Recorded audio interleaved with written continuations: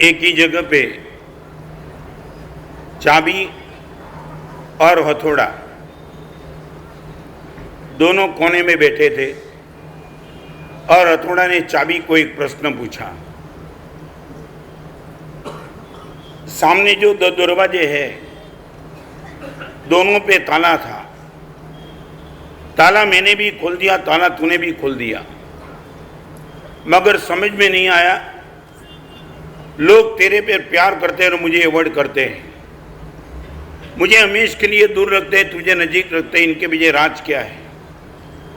ताला दरवाजा खोलने की ताकत जो तेरे पास है वही ताकत मेरे पास, फिर भी मेरे प्रति लोगों के मन में सद्भाव नहीं है, तेरे प्रति सद्भाव। इनका राज क्या है? चाबी ने जो जवाब दिया वो आज के प्रवचन का सब्जेक्ट है। चाबी ने किया कि आपने जो बोला वो बात बराबर है, मगर शब्द में थोड़ा फर्क है। आप बोलते हो मैं भी ताला खोल सकता हूं और तू भी ताला खोल सकती है, शब्द में फेर है। ताला खोलने की काम मैं कर सकती हूँ, ताला तोड़ने का काम आप करते हो। आप खोलते नहीं हो, आप ताले को तोड़ते हो। हथौड़ा ताले को तोड़ देता है, खोलने की ताकत नहीं है।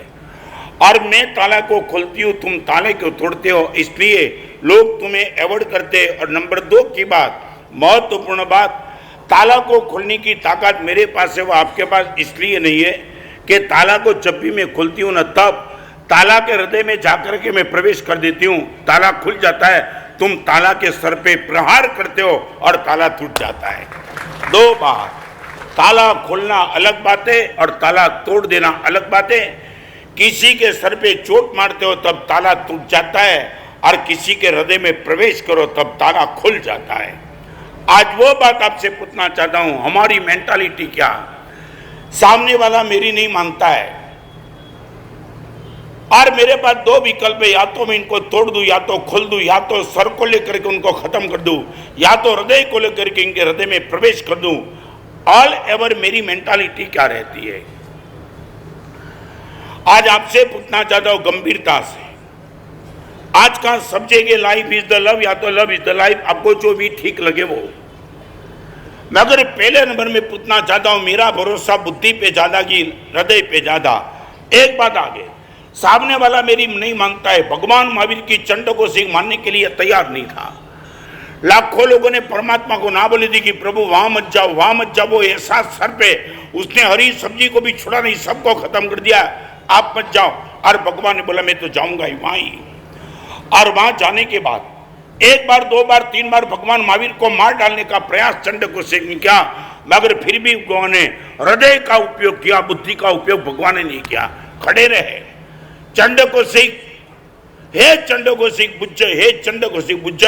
1 बार 2 बार 3 बार, आखिर चंड को सिंह हार गया, महावीर जीत गए और चंड को सिंह ने महावीर के चरण में झुका दिया।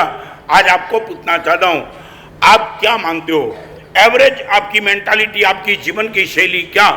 सामने वाला जब आपकी नहीं मानता है, बुद्धि का प्रयोग ज्यादा कि हृदय का प्रयोग ज्यादा? फिर मैं प्रवचन में आगे चलना चाहता हूं, आपकी मेंटालिटी क्या? दोनों आपके पास है, दोनों मेरे पास भी है। मेरे पास भी बुद्धि कोई पर्याप्त है, कम नहीं, और हृदय भी लेकर के बैठा हूं। मगर ऑल एवरेज जब मेरी कोई नहीं मानता है तो मुझे प्रयोग करने का मन होता है, मेरी बुद्धि का कि मेरे हृदय का। आपको पूछना चाहता हूं, व्हाट इज योर मेंटालिटी? खोलने का मन की तोड़ने का मन? और एक बात मैं अभी दूसरी बात बताना हूं, हथौड़ा ताले को तोड़ भी देता है ना, मगर दोबारा वो ताला काम लिखता है और चाबी ताले को खोल देती है। चाहे इतनी बार ताला काम लग सकता है। माने हृदय से किसी को तुम वश कर लो, बार बार आपके पास आने के लिए तैयार होगा, और एक दिन तुम बुद्धि को तोड़ दो और एक बार टूटा सो गया, जीवन में कभी आपके पास आएगा नहीं। I would like to ask you, what is your mentality? आज प्रवचन में आगे जाने के पहले मैं आपसे पक्का करना चाहता हूं, फिर यह सब्जेक्ट बहुत गंभीर सब्जेक्ट लेकर के आज आपके सामने आया हूं। परमात्मा की बात करूंगा, आत्मा की बात करूंगा, मन की बात करूंगा, शरीर की बात करूंगा, बहुत कुछ बात 1.5 घंटे के प्रवचन में करना चाहता हूं। मगर मैं पूछना चाहता हूं, ऑल ओवर आपकी मानसिकता क्या, आपका एटीट्यूड क्या, आपका व्यवहार क्या, हृदय का कि बुद्धि का?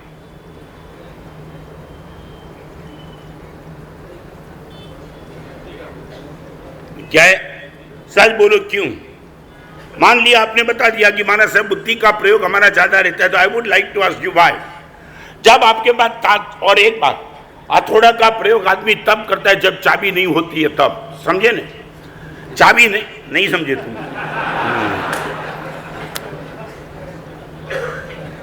जब तक मेरे पास चाबी है तब हथौड़ा का प्रयोग को मैं निश्चित तौर से खोल दूंगा ना, क्या दिक्कत क्या है, पूछना चाहता हूं। और एक बात मैं बताऊं फिर आगे चलूं। बड़ौदा का एक स्टेशन था, एक आदमी, एक लड़का बड़ौदा से बंबई जाने के लिए तैयार, मगर हो गया ऐसा हाउसफुल था, गाड़ी में कोई जगह नहीं थी।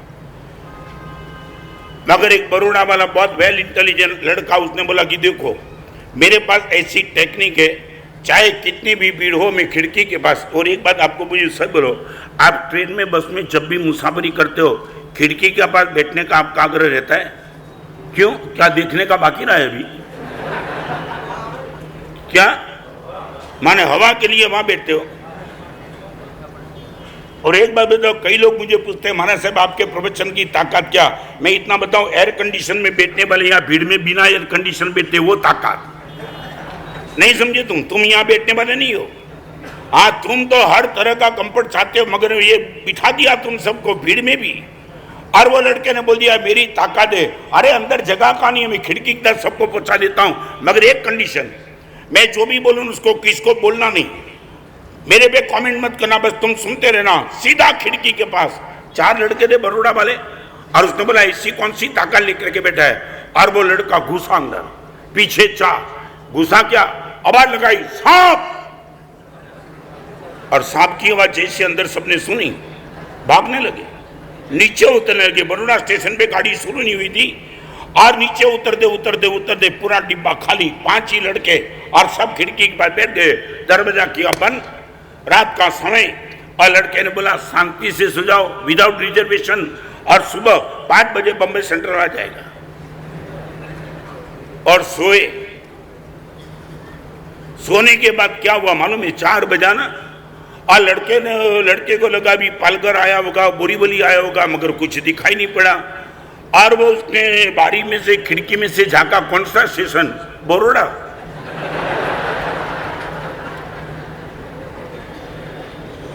उसको लगा ये क्या हो गया, सारे बड़ौदा में जो भी बैठे सब गए। फिर मैंने दरवाजा बंद किया, खिड़की पर बैठे सब सो गए, और अभी तो बड़ौदा। और उसको दिमाग में बैठा नहीं, वो नीचे उतरा, और नीचे उतरा निश्चित बड़ौदा का स्टेशन, वही स्टेशन जहां वो बैठा था, वहां सीधा गया ऑफिस में। और उसने पूछा टीसी को ये क्या है? हम तो बड़ौदा से बम्बई जाने के लिए बैठे थे, ये बड़ौदा ही है, क्या बात के बम्बई नहीं आया? और वो टीसी ने बोल दिया ये डिब्बा बिल्कुल बम्बई जाने वाला था, मगर न मालूम अंदर कोई लड़का घुस गया था, उसने सांप की आवाज निकाली, और सांप को लेकर के हमने डिब्बे को बीच में काट दिया, और इसलिए यहां ही बैठा है। आपको मैं एक ही बात कहना चाहता हूं, बुद्धि दुनिया को उतार सकती है, मगर खुद कहीं पहुंच नहीं सकती है, वहां की वहां रह जाती है। मैं आपसे पूछना चाहता हूं, आपकी श्रद्धा किस में? सामने वाले को उतार देने का काम बुद्धि ने कर दिया, मगर बुद्धि कहीं नहीं पहुंची, वहां की वहां ही रह गई। और मैं आपको पूछना चाहता हूं, इन विच यू हैव ट्रस्ट? 5 बात आपसे करना चाहता हूं, मगर पहली बात, आपने बुद्धि से क्या पाया दिखाओ। मैं गुरुदेव के चरण में झुक गया। पहली बार गुरुदेव जब 1964 में भुवन भानु सिंह में मिले, पहली बार, और ऐसा लगा कि कोई जन्म जन्म की कोई पहचान है। जिसने गुरुदेव भुवन भानु सिंह को देखा हुआ, उनकी कोई पर्सनालिटी बिल्कुल नहीं थी। आप उनको चलते देखे तो लगता नहीं हो सकता था कि ये ताकत वाला आदमी ये कमाल कर सकता है, मगर झुक गया।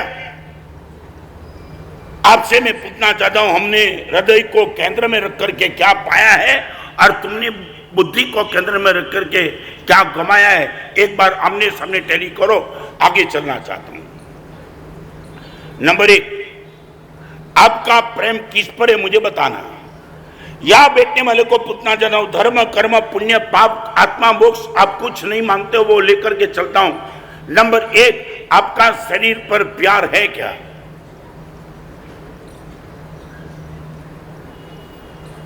आई लव माई बॉडी ये बोलने की तुम्हारी ताकत, आगे की बात मन, आत्मा, परमात्मा, पुण्य, पाप, धर्म, कर्म, गुरु, देव, धर्म, सब बात फिर में। आज एक छोटा सा प्रश्न, यू लव योर बॉडी? यहां बैठने वाले माताओं, बहन, भाइयों सभी को पूछना चाहता हूं, आप आपके शरीर को प्यार करते हो? यहां बैठने वाला कोई भी सिगरेट नहीं पीता है, यहां बैठने वाला कोई भी गुटखा नहीं खाता है, यहां बैठने वाला बिजनेस की ऐसी व्यवस्था करके नहीं बैठा है जिनसे उनका शरीर डिस्टर्ब हो, पक्का?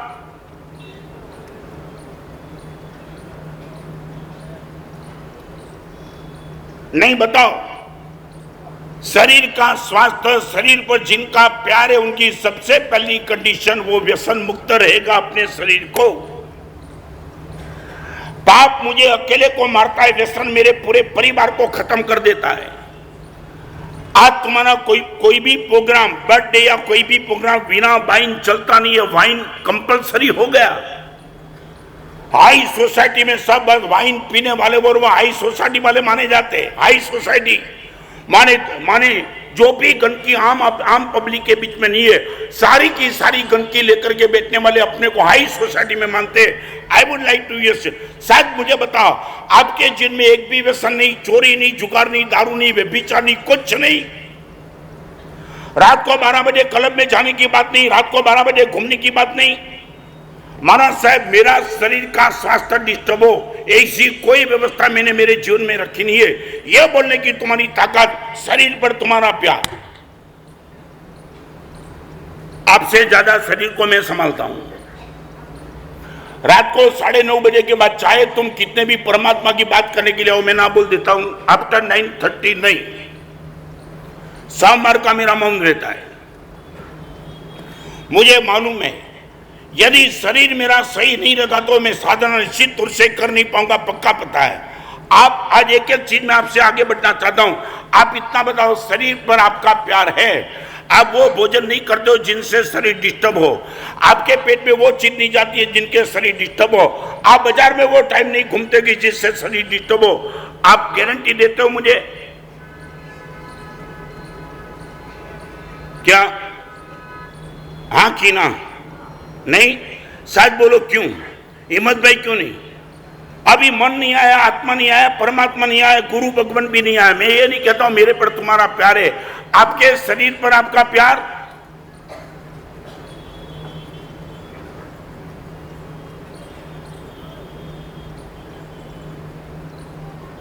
जानना चाहता हूं। महाराज साहब, रात को 10 बजे के बाद घर में किसी भी कारण से घर से बाहर नहीं रहते, ये बोलने की तुम्हारी तैयारी? शायद बोलो, आपके घर में कोई संविधान है क्या? हिंदुस्तान संविधान से चलता है। Lions club, giant, Jaycees, rotary, bar association, medical institute, chamber of commerce, या तो मेरा खुद का साधु जीवन संविधान से चलता है। आपके परिवार में कोई संविधान है क्या? रात को 10 बजे के बाद घर से बाहर परिवार का कोई भी सदस्य नहीं रहेगा, ऐसा कोई संविधान?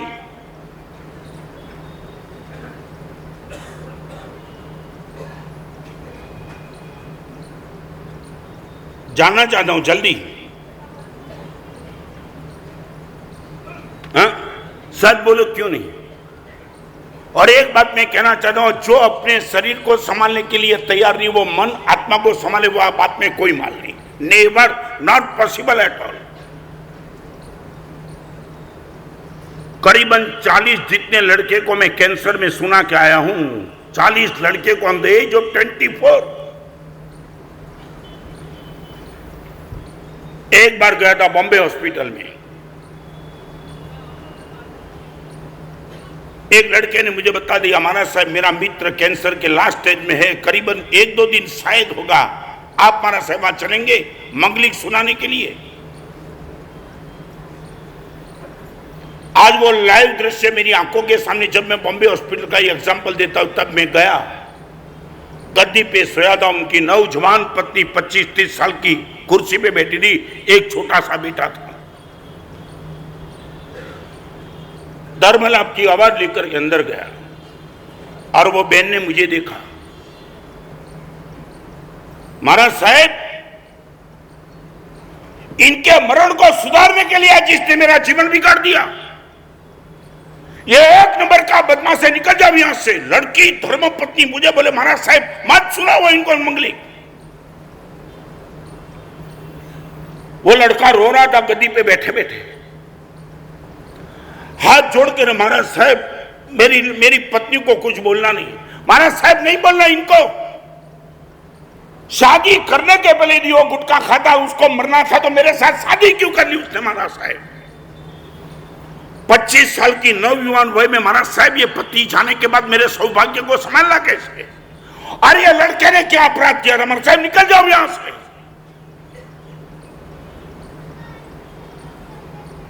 गुटखा खाने वाले को मालूम है तुम क्या कर बेचते हो। और इतना बोलने के बाद पत्नी रो पड़ी, महाराज साहब माफ करना,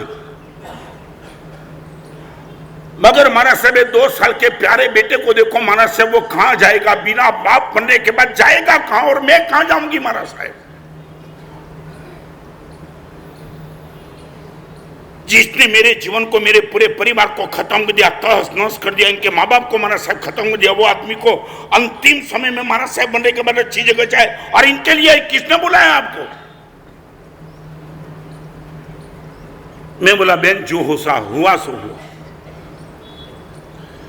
इनके सामने देख वो खुद रो रहा है। महाराज साहब वो रो रहा है, ठीक है आप सुना दो इनको।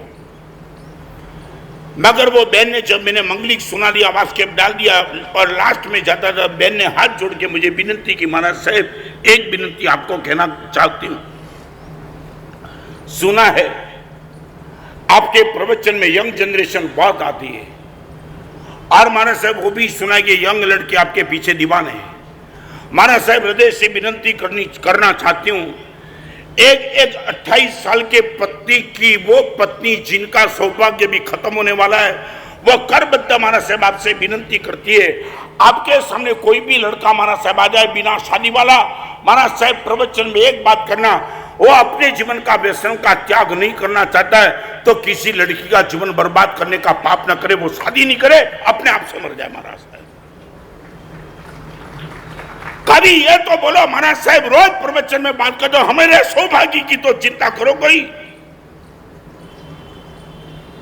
12 रुपया की 10 रुपया की पूरी ने तुम मेरे पूरे परिवार को खत्म कर दिया, और मेरे जैसे साधु को तुम क्या मानते हो। तुम तो सचमुच बताऊं, मान लिया तुम्हारे पास दुनिया पूरी भरी पड़ी है, मगर तुम पाप की बात तो छोड़ो, तुम व्यसन की बात भी सुनने के लिए तैयार नहीं। और यहां बैठने वाले भी पूरी खाते होंगे, सिगरेट पीते होंगे, वाइन पीते होंगे, और व्यभिचार भी तो करते होंगे।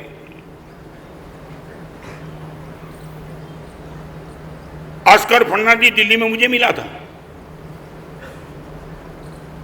1.25 घंटा मेरे उनकी साथ बात हुई, और मैंने कहा कि सेक्स एजुकेशन के खिलाफ मैंने रिट पिटीशन राज्यसभा में एडमिट की है। महाराज साहब अनंत उपकार किया आपने। एक जैन साधु होकर के महाराज साहब 15 करोड़ बच्चों को डिस्टर्ब करने वाले एजुकेशन इनके खिलाफ आपने पिटीशन एडमिट की, आपको शतशः नमस्कार। और अभी आगे सुनना है तो सुन लो कान खोल के, भले यहां बैठी बहनों में बोलना चाहता हूं। महाराज साहब मैं एड्स की कमेटी में हूं, और हर 2-3 दिन में महाराज साहब सेक्स वर्कर जा रहती है, वहां जाने का मुझे मौका मिलता है। जेने तुम्हें गुजराती भाषा में वेश्या को छो। महाराज साहब वो एरिया में जाने का होता है, और महाराज साहब 5 दिन के पहले महाराज साहब वो एरिया में मैं गया था, और ऐसी निकम्मी सब लड़की बैठी थी, तो एक लड़की को मैंने पूछा कि क्यों आज कोई बिजनेस नहीं है क्या। यहां बैठने वाले सबको मैं कहना चाहता हूं, बहनों और भाइयों सब कान खोल के सुन लेना, ऑस्कर फर्नांडिस को मैं कोट करना चाहता हूं। महाराज साहब वो सेक्स वर्कर्स इकट्ठी होकर के मुझे जवाब दिया, ऑस्कर जी तुम्हें मालूम नहीं है क्या। नहीं, आज तुम मुझे ये पूछते हो कि आज अकेली निकम्मी बैठी हुई, इनका कारण है आज दिल्ली में नगर निगम का चुनाव है और स्कूल की छुट्टी है। मेरे कान खड़े हो गए। मैंने बोला ऑस्कर जी तुम रिपीट करो। महाराज साहब वही रिपीट मैं करना चाहता हूं। वो लड़की ने बोल दिया नगर निगम का चुनाव है, दिल्ली में स्कूल की छुट्टी है, स्कूल की नॉट कॉलेज। और तब ऑस्कर जी ने वो लड़की को पूछा स्कूल की छुट्टी माने तू क्या कहना चाहती है, और वो सेक्स वर्कर लड़की ने ऑस्कर जी को कहा रोज 60% स्कूल के बच्चे यहां आते, 60%। ये एजुकेशन तुम्हारा, ये आपके बेटे को डिग्री देने का तुम्हारा प्रयास कहां जाता है तुम्हारा बेटा? एड्स, कैंसर, डिप्रेशन, लीवर बेकार। आगे चलना चाहता हूं, सर बोलो एक व्यवस्था बना देंगे। Only for 1 week I would like to give you something, only for 1 week. आज इतनी बड़ी रविवार की सभा में सिर्फ आज इस रविवार से अगले रविवार तक रात को 11 बजे के पहले किसी भी कारण से घर में दाखिल हो जाना, ये नियम देना चाहता हूं आज।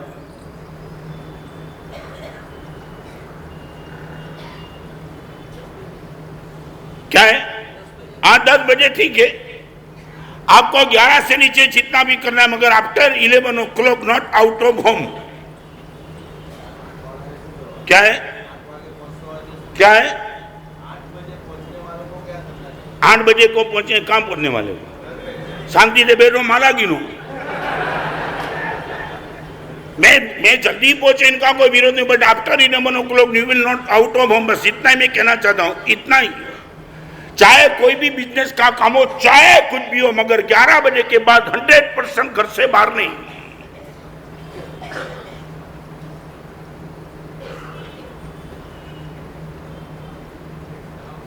क्या हुआ? ये बरोड़ा संस्कार नगरी है, मैं बार बार बोलूंगा, शायद बोलो इसमें कोई दिक्कत है क्या?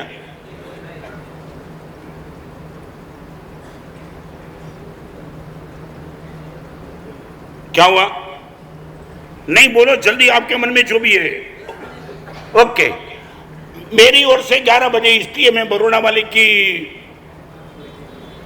कैटेगरी देखकर को बात करता हूं, मगर आज से बस एक नया कब शुरू करूंगा।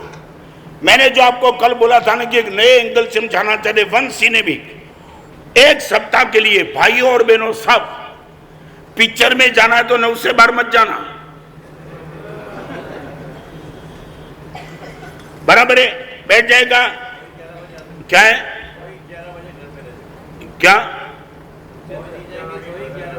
हाँ, पिक्चर में तुम कहीं भी जाओ, माला गिनो, नौकर वाली गिनो, प्रतिक्रमण करो, सामे करो, सो जाओ, आपको जो करना, मगर 11 बजे के बाद मैं तो कभी बोलता हूं कि तुम मेरे परिवार के साथ एक दिन तो बैठो, परिवार जमेगा। उसने बोला महाराज साहब नहीं बैठते, इसलिए तो जमता है, बैठता तो गया काम से।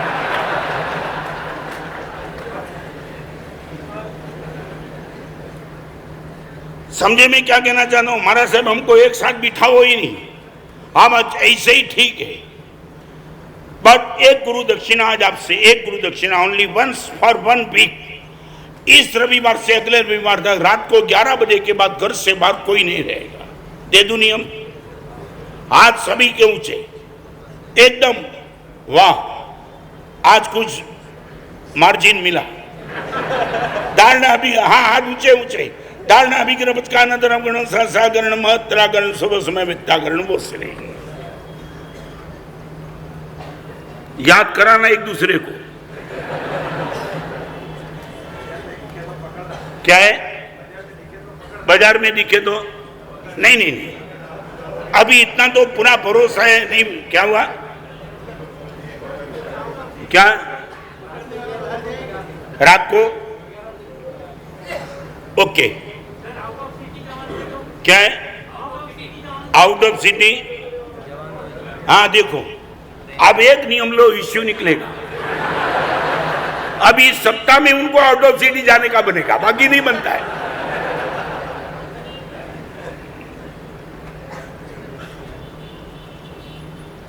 मेरा आपको सिर्फ इतना ही नियम है, जब तक बरोड़ा में हो तब तक, मगर 7 दिन के लिए आउट ऑफ सिटी भागते मत रहना 11 बजे के बाद घूमने के लिए, तुम्हारा तो भरोसा ही नहीं कोई।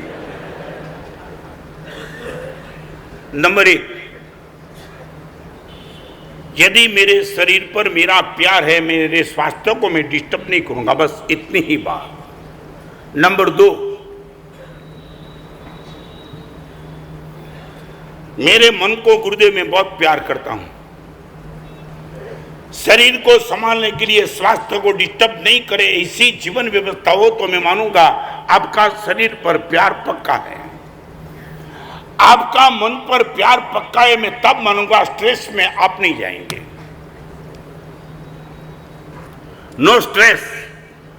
और वो स्ट्रेस में नहीं जाने के लिए दो बात, नो कंपैरिजन नो कंपटीशन, बस इतनी ही बात। जहां जहां भी महाराज साहब कंपैरिजन कंपटीशन आता है महाराज साहब वहां स्ट्रेस में जाने का मन अनिवार्य रूप से हो जाता है।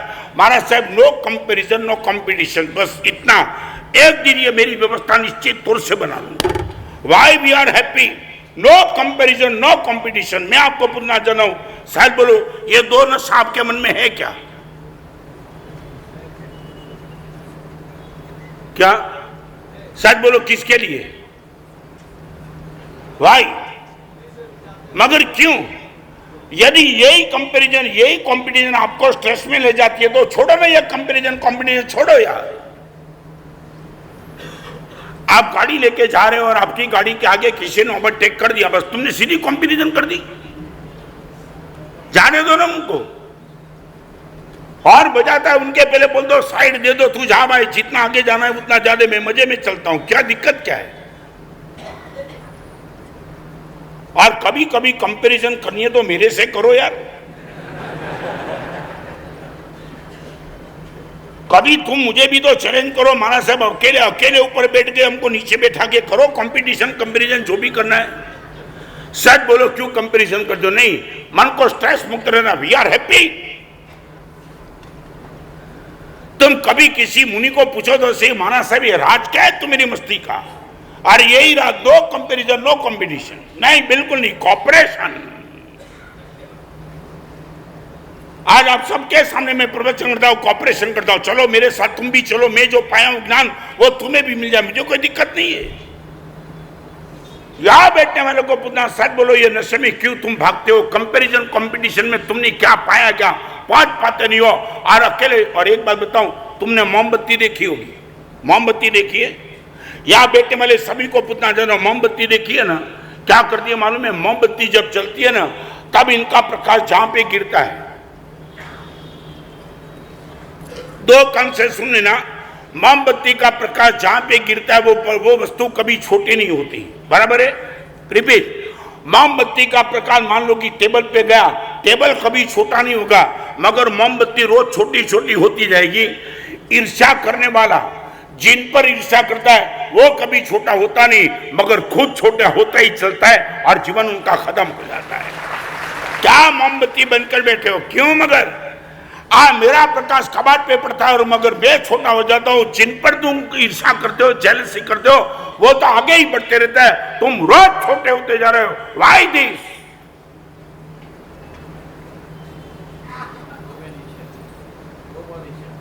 सच बोलो, कोई रीजन बताओ ना तुम मुझे। वाई? मगर और एक बात का मुझे जवाब देंगे, यहां बैठने वाले जो भी करोड़पति अबजपति बेटा, मैं उनको सच बोलो, आपको किसके आगे जाना है? नहीं बताओ, आपको किससे आगे जाना है इतना तो बताओ यार। क्या है? अगले साल से आगे जाना है। अगले साल से? कहां? मगर कोई रीजन नहीं। सच बोलो, किसके आगे जाना है? ओवरटेक करने वाला बोलता है कि ये गाड़ी जो निकली, ये गाड़ी निकली, ये गाड़ी निकली, 3 गाड़ी से आगे जाना चाहता हूं, मगर यदि वो सोच के चलावे कि मेरे आगे जितनी गाड़ी है सबको मैं ओवरटेक करके जाऊंगा, वो निश्चित तौर से जल्दी स्मशान में पहुंच जाएगा, ओवरटेक नहीं कर पाएगा। बराबर है?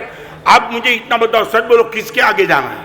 नंबर 1 2 3 कुछ बताओ, नाम बताओ, किसके आगे? कौन से जमाना? नहीं, कौन सा जमाना? अभी जमाना की डेफिनेशन बताओ, क्या जमाना है? क्या नहीं, कौन सा जमाना माने? जमाना माने क्या? कौन है? मगर क्या है? तू मेरे जैसा व्यापार करता है, उससे क्या करेंगे आगे जाकर के? और थोड़ा कड़क बोलूं, एक बात बताऊं, मैं भावनगर में 25 साल 27 साल पहले प्रवचन था और वो टाइम थोड़ी जवानी भी थी एकदम जम के बोलता था। कभी कभी प्रवचन के बाद मुझे लगता था मैं बहुत गर्म बोल रहा हूं। और एक लड़के को मैंने बुलाया यार, मैं बोला भावनगर में मेरे प्रवचन की चर्चा है, महाराज साहब बहुत चर्चा है, बहुत घर घर में आपके प्रवचन की चर्चा है, बाजार में भी आपके प्रवचन। मैं बोला वो नहीं पूछना चाहता हूं, कभी ऐसा किसी ने बताया कि महाराज साहब बहुत गर्म लगते हैं, बहुत गर्म स्टेटमेंट दे रहे हैं, ऐसा कभी लगता है? महाराज साहब किसने बोला? आप गर्म प्रवचन देते हो ऐसा किसने बोला? मैं बोला नहीं यार, मुझे तो रो लगता है, मैं बहुत गर्म बोलता हूं, किसको बुरा लगेगा? महाराज साहब कुछ नहीं, शादी करने के बाद हमने पत्नी का जो सुना है उसमें तो आपका कुछ नहीं है, बोलते ही रहो।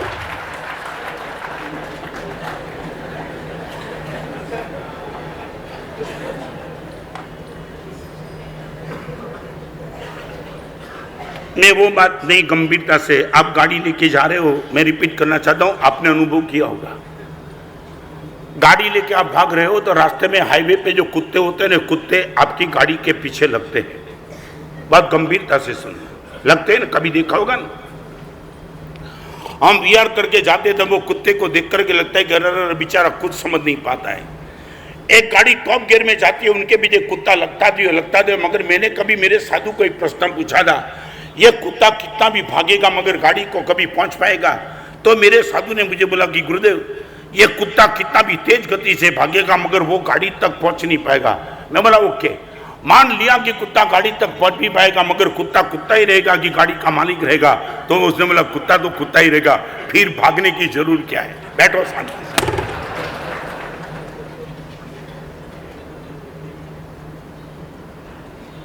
सच बोलो, आपको लगता है कि नो कंपटीशन नो कंपैरिजन, चलो मजे से।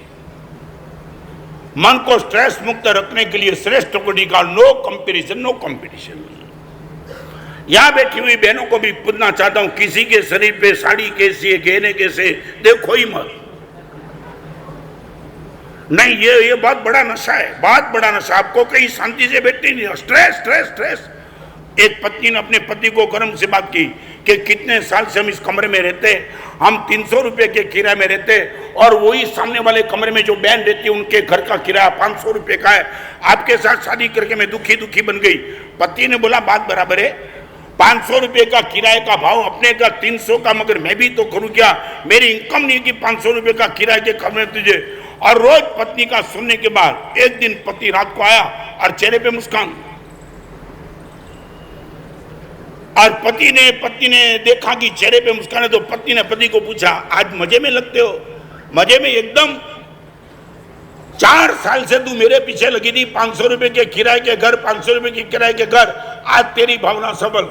कब जाते हो घर में? कहीं नहीं जाना है, इसी घर का किराया 500 रुपया कर दिया है, चलेगा।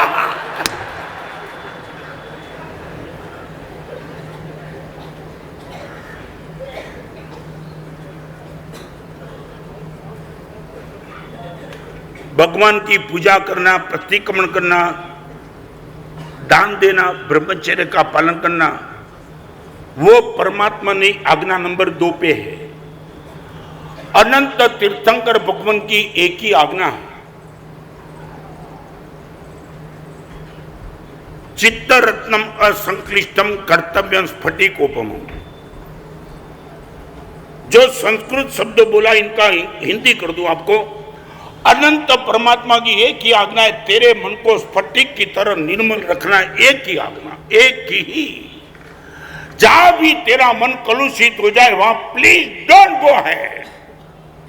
मैं आपको पूछना चाह रहा हूं, सब बोलो, इतना प्रयास करेंगे, नो कंपटीशन नो कंपैरिजन। बाजू वाले के घर में हाथ में 1 लाख रुपए का मोबाइल है, आपके पास मोबाइल नहीं भी है, बड़े से रहो। मैं पूछना चाहता हूं, इट इज पॉसिबल और नॉट? मैं पूछना चाहता हूं, नहीं, कंपैरिजन से मन को मुक्त रखना सरल है कि नहीं है? हाँ, साथ बोलो, प्रयास करेंगे। आपको मैं जब भी बोलूं कि मन कितना है तो आप बोलेंगे महाराज साहब मस्त हूं, कोई दिक्कत नहीं, कोई स्ट्रेस नहीं, कोई tension, irritation, frustration, depression, nothing. क्या है? कंपटीशन और कंपैरिजन के बिना प्रगति, मुझे देख लो कैसे होती है।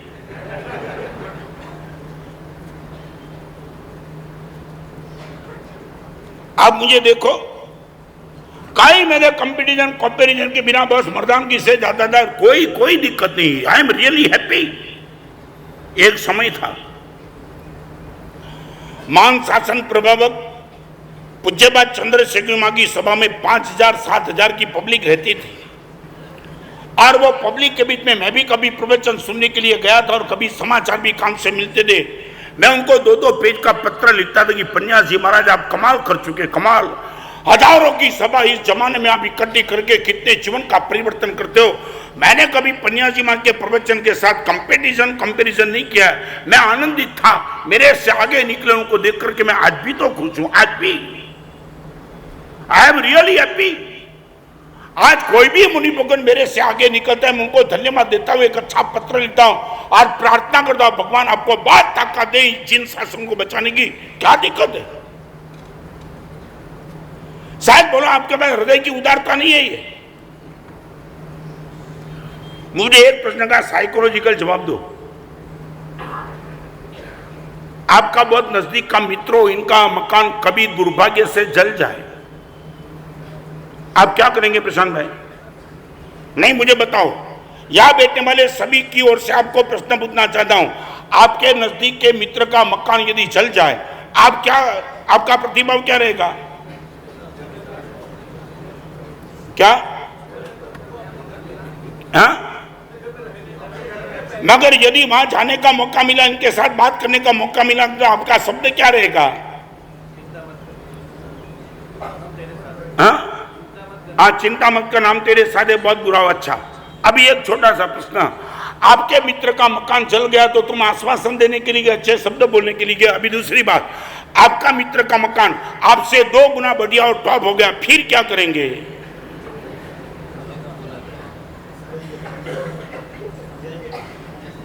क्या? नहीं, अभी वहां जाकर के हृदय से क्या बोलेंगे? हृदय से। वो आपका शब्द आश्वासन का हृदय से था, जबान का नहीं था। यार बहुत बुरा हो गया, तेरा मकान जल गया, चिंता मत करना, मैं बैठा हूं। तो मैं इतना, आपका वो मित्र आपके बंगले से डबल अच्छा बंगला बना के बैठा, वो समाचार आपको मिले और वो जाकर के आपका हृदय का शब्द क्या रहेगा?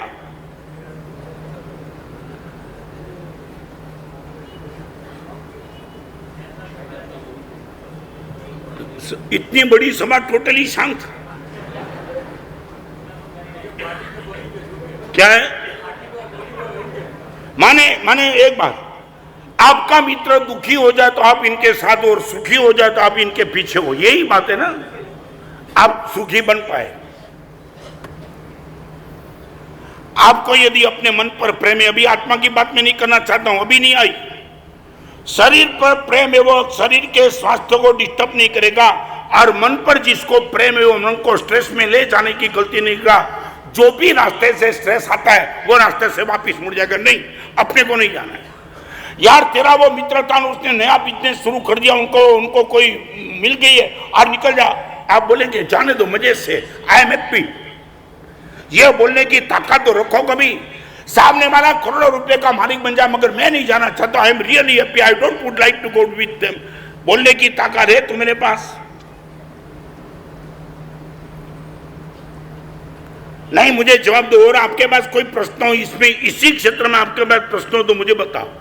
और एक बात, महाभारत में दुर्योधन ने यह शब्द लिखा है, असंतोषः श्रियो मूलम, सारी संपत्ति का मूल असंतोष है। ये महाभारत का कोट व्यास ने दुर्योधन के मुंह से निकाला है। आप क्या मानते हो? शायद बोलो विकास करना है तो संतोष चाहिए, क्या संतोष चाहिए? आप क्या मानते हो? बाजार कब तक चलेगा? संतोष से चलेगा कि बाजार असंतोष से चलेगा?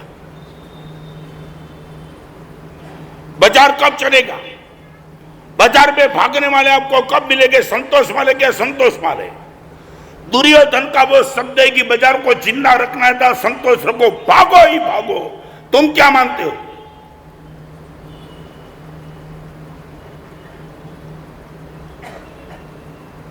नहीं बोलो। बाजार को जिंदा रखना है तो संतोष रखो, ये दुर्योधन का कोड है। आप क्या मानते हो?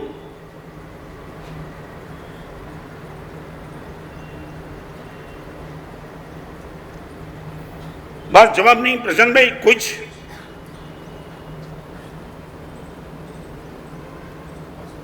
आज संडे के दिन इतनी बड़ी सभा के बीच में आप मुझे प्रॉमिस देते हो महाराज साहब, not we are in stress.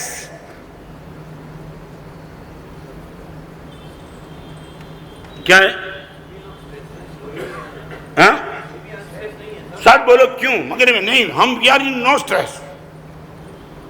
आप मुझे पूछो, I am evergreen, never.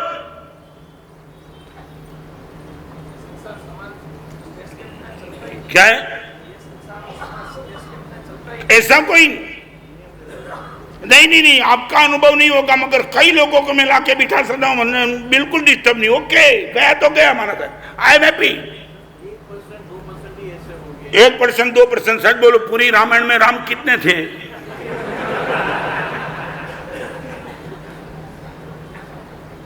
सच बोलो, आपको 1% में आने की मन क्यों नहीं है? नहीं, यू कैन। आप एक बात ठोस निर्णय लो, गुरुदेव स्ट्रेस जहां भी होगा वहां से मैं रिवर्स में आ जाऊंगा, बस इतना रखो।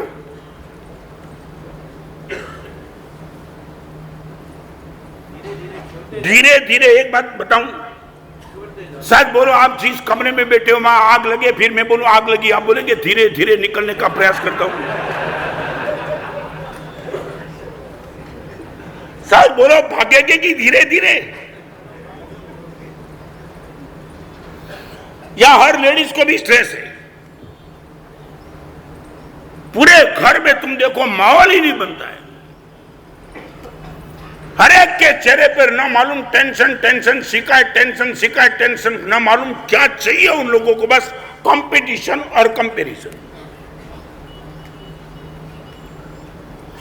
और अभी तो तुम्हारा जो जमाना चल रहा है ना, मैं कल भी बताना आज भी बताऊं, हम साधु बन के बाल बच गए, बाल। रोज आपको देख करके लगता है गुरुदेव आपको लाख लाख धन्यवाद को हमको उठा लिया।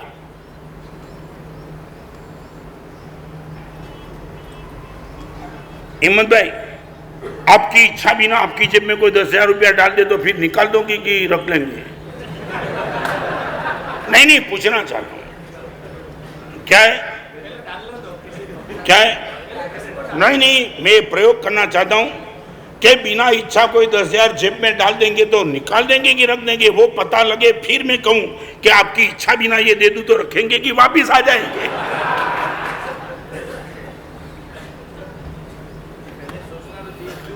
क्या है?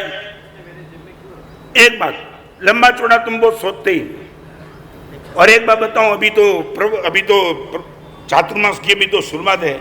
चलो बीच में प्रश्न बोलूं, एक बात का जवाब दो, तुमने शादी की, तुम सुखी थे इसलिए शादी की कि दुखी थे इसलिए शादी की? नहीं, अभी तक हम सब समझ नहीं पाए, क्योंकि वो लाइफ हमारी है ही नहीं। और आपको देख करके पूछने का मन होता है, 2-5 मिनट में जवाब दो, आप सुखी थे इसलिए शादी की कि दुखी थे इसलिए शादी की?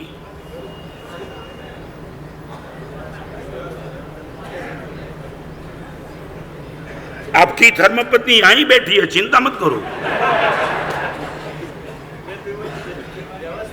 क्या है? कौन सी व्यवस्था? नहीं, समाज की व्यवस्था हमने तोड़ी है क्या? नहीं, आप सीधा बोलो ना, व्यवस्था व्यवस्था की बात छोड़ो, तुम बोलो आप सुखी थे इसलिए शादी की कि दुखी थे इसलिए? क्या था? नहीं, सुखी आदमी शादी करता ही नहीं। सुखी थे फिर शादी करने की जरूरत है? आप सुखी थे तो फिर क्या है? सुख वेचवा मंडे शादी की। हाँ, तुम बोलो, कोई विरोध नहीं। मेरे जैसे साधु ने एक बार प्रवचन में बोला था, सारी दुनिया सुख में तुम्हारे साथ है, दुख में तुम्हारे साथ कोई नहीं। एक लड़का खड़ा हो गया, लड़का खड़ा, महाराज साहब आपका शब्द वापिस खींचो। मैं बोला क्या हुआ? महाराज साहब आपने क्या स्टेटमेंट दिया? मैंने बोला वो स्टेटमेंट, सारी दुनिया सुख में तुम्हारे साथ है, दुख में तुम अकेले हो। महाराज साहब स्टेटमेंट वापिस। मैं बोला नहीं, यही मेरी बात। महाराज साहब कल आपको दिखा दूंगा, कल। और प्रवचन में आया दूसरे दिन, फिर बोला महाराज साहब आपका स्टेटमेंट रिपीट करो। और मैंने वो स्टेटमेंट रिपीट किया, सुख में सारी दुनिया तुम्हारे साथ, दुख में कोई नहीं। खड़ा हो गया, खड़ा होके मेरे आकर के एल्बम दिखा दिया शादी का, दुख में इतने लोग मेरे साथ थे।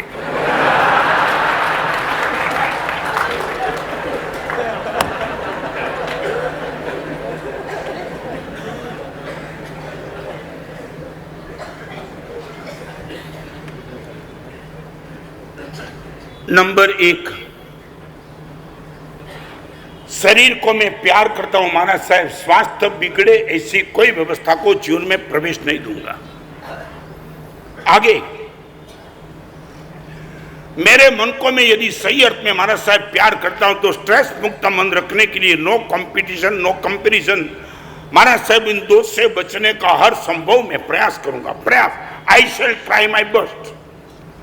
सामने वाला बोलेगा कि बाजू वाला तेरे से आगे निकल गया, आप बोलो कि उनको जाने दो, आई में पी। आपकी गाड़ी जिस गति से जा रही है वो गति में, आपके गाड़ी की खिड़की खुली रखी है, हवा का झोंका आ रहा है, आपके बाल उड़ रहे हैं और अंदर एक सरस मजे का संगीत चल रहा है, बराबर। आपको मैं इतना ही कहना चाहता हूं, गाड़ी टॉप गियर में जाती है, संगीत चलता है, हवा आ रही है, आपके बाल उड़ रहे, आपका मन प्रसन्न है, और बाजू से किसकी गाड़ी गई, आप इनको ओवरटेक करने का प्रयास में नहीं करो, उनको साइड दे दो और आप अपनी गति को पकड़ के रखो। तू कितना भी आगे जा मगर मैं आगे जाने के प्रयास नहीं, ये है स्ट्रेस मुक्त मन। आपसे आगे कोई भी निकल जाए उनको साइड दे दो मगर उनको ओवरटेक करने की गलती मत करो, मन 100% स्ट्रेस मुक्त हो जाएगा। मन पर प्यार है,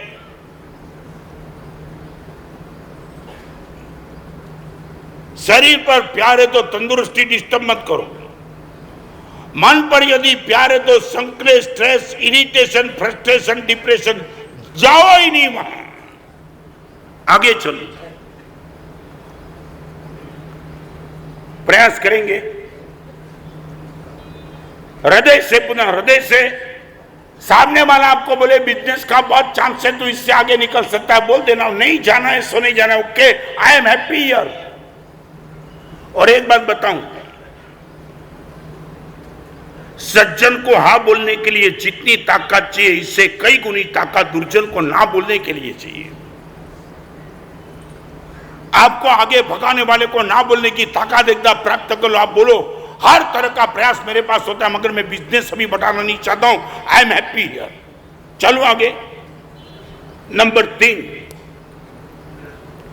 शरीर पर मेरा प्यार है, स्वास्थ्य को बचा लूंगा, मन पर मेरा ध्यान है, मन को बचा लूंगा स्ट्रेस से, और अभी आत्मा पर मेरा प्यार है। मेरे आत्मा को मैं बहुत प्यार करता हूं साधु जीवन के बाद, तो इनकी निशानी क्या?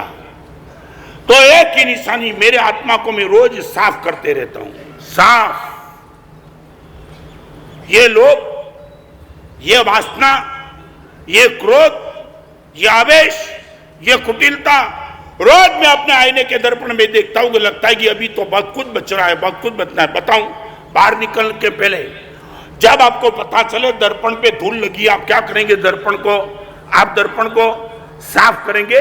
आप बाहर निकले बूट पे धूले बूट को साफ करेंगे। हर चीज को साफ करने का आपका प्रयास है।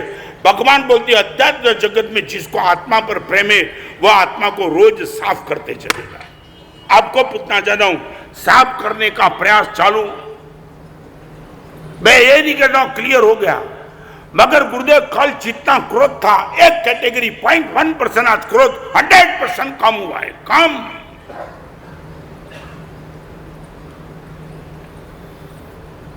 बंबई मलाड में एक लड़का मेरे पास बैठा था ना, तो ट्रस्टी लोग आकर के मुझे सचेत किया, दीपक भाई महाराज साहब, वो लड़के ने मुझे ही बताया था, महाराज साहब मैं आपके पास बैठा हूं मगर ट्रस्टी लोग आएंगे ना, आपको बोलेंगे कि इन लड़के को क्यों बिठाया। तब मैंने उनको पूछा तेरी ये गुडविल क्यों, ट्रस्टी लोग तुम मेरे पास बैठे उसमें उन लोगों को दिक्कत क्या है? महाराज साहब सही बताऊं, अभी तक मैंने 18 खून किए, 18 मर्डर्स। मैं बोला सच? महाराज साहब पूरे एरिया में मालूम, मैं गांव का नाम, वो आदमी का नाम नहीं देना चाहता हूं मर्यादा के हिसाब से। महाराज साहब 18 खून मैंने किए, बिल्कुल सही बात, और मेरी गुडविल बिगड़ी है बनी है तो बात उन लोगों में उसका कोई अपराध नहीं। और मगर महाराज साहब मैंने 18 खून किए थे, अभी मैं महाराज साहब वो नहीं हूं जो पहले था। आपका प्रवचन सुन रहा हूं और आपसे गाइड लेकर के महाराज साहब अपने आप को साफ करने का प्रयास करने जा रहा हूं, मगर एक गुडविल बनी हो महाराज साहब, उनको तो मैं कभी दूर नहीं कर सकता हूं। और 2 दिन के बाद ट्रस्टी आए, महाराज साहब इन लड़के को बिठाने के पहले सोचना, मैंने बोला बराबर है, आप जो बात करते हो मैं समझ गया। वो लड़के ने खुद ने कहा है कि महाराज साहब मेरी ये गुडविल थी, 18 खून मैंने कर दिया महाराज साहब, बस महाराज साहब हम आपको इतना कहते आपको मालूम थे ना। मैं बोला मालूम नहीं, वो लड़के ने खुद ने बता दिया है। ऐसी बिगड़ी हुई गुडविल वाला लड़का मलाड समय कांदीवली गया था और वो कांदीवली मिलने के लिए है लड़का, वो 18 खून जिसने किया था वो इनका शर्ट फटा हुआ था। मैंने बोला ये तेरा शर्ट फटा हुआ है? महाराज साहब आ रहा था, रास्ते में एक रिक्शा वाला भटक गया। मलाड से कांदीवली बहुत दूर नहीं है, महाराज साहब वॉकिंग डिस्टेंस में चल के आता। 4 गाड़ी है महाराज साहब लगा, मगर चल के जाता और शर्ट रिक्शा वाला टकरा गया और टकराने के बाद महाराज साहब शर्ट फाड़ दिया। जो आदमी ने 18 मर्डर किया होगा उनका क्रोध कितना होगा मैं समझता हूं। तो मैंने सीधा पूछा, मैं बोला रिक्शा वाले टकरा गया, फिर तूने रिक्शा वाले को क्या करा? महाराज साहब रिक्शा खड़ी रख करके इनकी जेब में जितने रुपये थे वो सब ले लिए, सब। मैंने बोला ये गरीब रिक्शा वाले महाराज साहब कोई गरीब नहीं है, वो रिक्शा वाले का महाराज साहब रुपया ले लिया और तुम्हें दिख रहा है मेरा 500 रुपये का शर्ट फट गया वो नहीं दिखता है? वो लड़का मुझे पूछ रहा है। और अभी आखिर मुझे कुछ कहना था तो इसलिए मैंने इतना ही कहा। मैं बोला नाम नहीं बताऊंगा, मगर मैंने बोला अभी एक बात का मुझे जवाब दे। उसने बोला क्या सुनना चाहते हो महाराज साहब? मैंने बोला तू 2 महीने से मेरे परिचय में है और इतना प्रवचन सुनता है, और ये प्रवचन सुनने के बाद भी रिक्शा वाला टकरा गया और उसका तूने रुपया उठा लिया, मेरे प्रवचन का फल क्या? 2 महीना मेरे नजीक रहने के बाद भी तू इतना ही डाकू रहा तो मेरे प्रवचन का फल क्या? और उसने क्या जवाब दिया था? महाराज साहब आपके प्रश्न का जवाब दूं, आपके ही प्रवचन का फल के रिक्शा वाले का पैसा उठाया, आप नहीं होते तो पूरी रिक्शा उठा लेता, इतना तो बचा।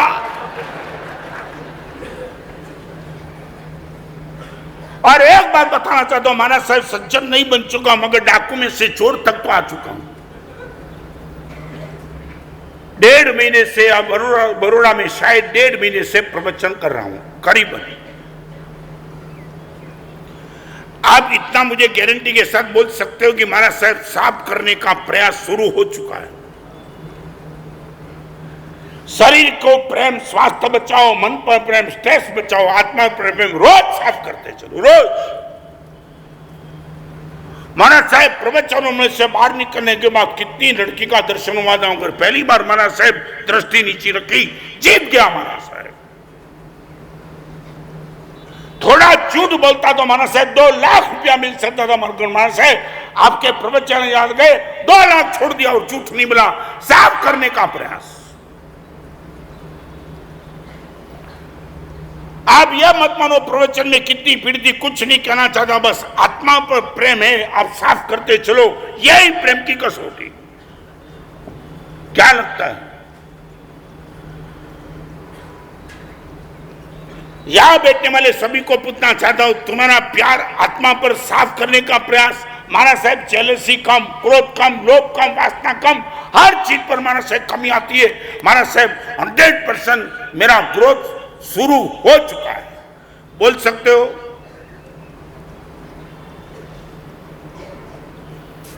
डेढ़ महीने के प्रवचन श्रवण के बाद आउटपुट आपकी दृष्टि से क्या?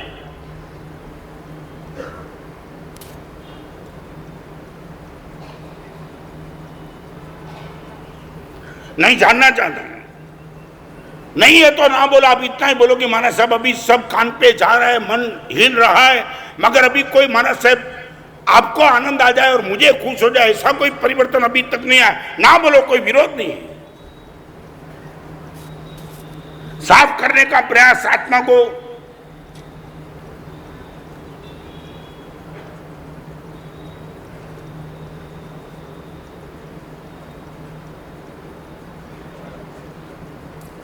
देखो मुझे खुश करने के लिए मत बोलना, जो है वो बोलो। क्या लगता है?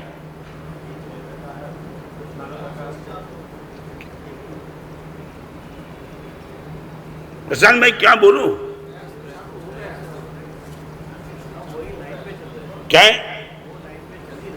नहीं, आपको लगता नहीं कि महाराज साहब 100% on the totally right way, 100%, भले गति धीमी मगर 100% महाराज साहब वही रास्ते पे जा रहे हैं जो आप प्रयास कर रहे हो, साफ करने का प्रयास। क्या है? बैटरी चार्ज हुई, इनका कोई विरोध नहीं, मगर मोबाइल की बैटरी चार्ज हो फिर तुम क्या सुनेंगे, वो भी तो प्रश्न है ना।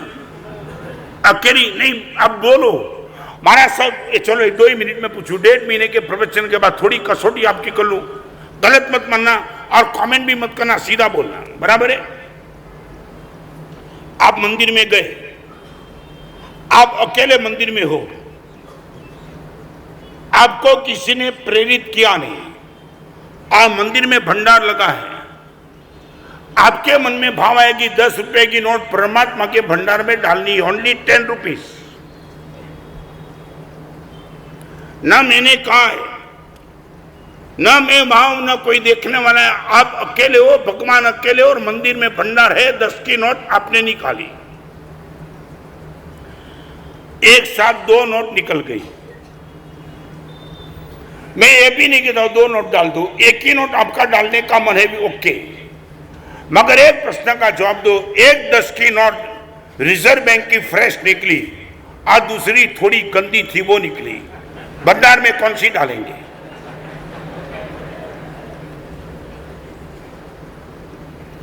मुझे खुश करने के लिए नहीं, आंख बंद करके आप अपने आप को चेक कर लो कि महाराज सब हमारी मेंटालिटी क्या।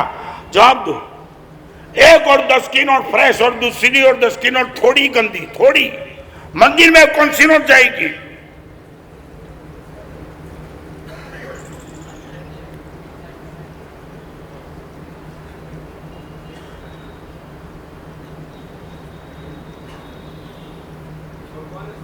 डेढ़ है क्या? भगवान को, मेरी भी, भगवान को 10 की नोट न डालो तो भी फर्क नहीं है, भगवान का मंदिर नहीं बनाओ तो भी फर्क नहीं है, मंदिर में मत जाओ कोई फर्क नहीं, और 10 की नोट भगवान को कुछ फर्क होता है इसलिए डालते हो, कल से डालने का बंद कर देना। आप ये सोचो नहीं भगवान को क्या फर्क पड़ता है, भगवान ने बोला भी नहीं ना। आप आपके मन से 10 की नोट जेब में से निकालने के डालने के लिए तैयार हो गए, किसी का फोर्स नहीं था, और अभी आप कौन सी नोट डालने के लिए तैयार होते, बस इतना ही जवाब।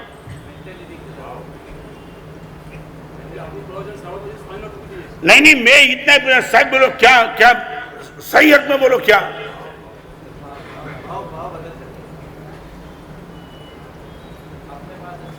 क्या है?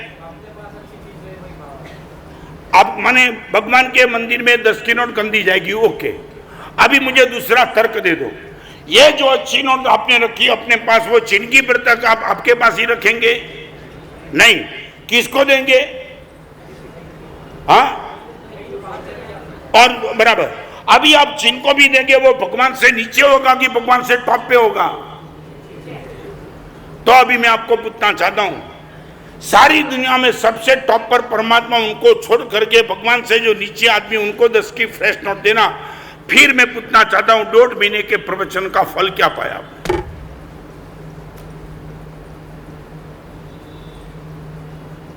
ये मेंटालिटी क्यों? सारी दुनिया में सबसे टॉप पे परमात्मा है, भगवान तेरे साथ ये धोखाधड़ी, कोई देखने वाला नहीं है। किसने मुझे फोर्स किया था? मैं खुद डाल रहा था, 1 रुपया भी नहीं डाला होता तो मुझे फर्क पड़ता, आपको कहां फर्क पड़ता था?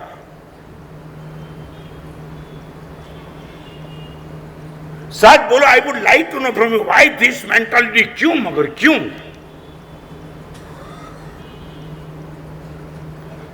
दीपक भाई, इनका जवाब क्या है? नहीं, मेंटालिटी के पीछे राज क्या है, मैं पूछना चाहता हूं। नहीं नहीं नहीं, क्यों, क्या करना चाहिए वो मत बोलो, वो तो छोड़ो यार। क्या होना चाहिए नहीं, क्या नहीं होना चाहिए वो कहने के लिए बात मत करो। मैं आपसे पूछना चाहता हूं, क्या होता है, तुम क्या करते हो? यही ना, मैंने जो बोला वही करते हो ना।